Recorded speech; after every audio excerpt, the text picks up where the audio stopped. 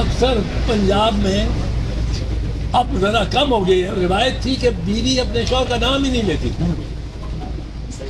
نام نہیں لیتی. اب تو وہ میری بیوی مجھے اعتزاز بلاتی ہے. خان کی بیگم جو ہے بھابھی ہماری، وہ اس کو کوئی ٹیفوکہتی ہے، کوئی کچھ کہتی ہے. اچھا یہ نام نہیں لیتے.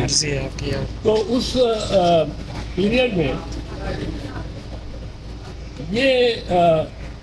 یہ جو آتے ہیں نام نہیں لیتے آتے ہیں، کہتے ہیں ہم بس بڑے ٹھیک رہے.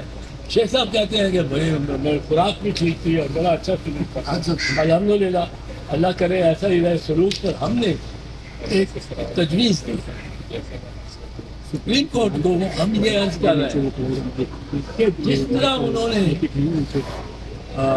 وطن پارٹی کے مقدمے میں کمیشن بنائی تھی، میمو گیٹ میں بھی کمیشن بنائی، خود سپریم کورٹ نے اپنے اس اختیار کو خود حکومت پہ نہ ڈالے، حکومت پہ نہ آئے، ایک کمیشن بنائے با اختیار. اس کی سربراہی کے لیے ایک سپریم کورٹ کے ایسے جج صاحب کو یا صاحبہ کو وہ اس کا چیئرمین لگائے جن جج صاحب یا صاحبہ کے کم از کم 2 سال ابھی عہدے کے میعاد کے باقی ہیں.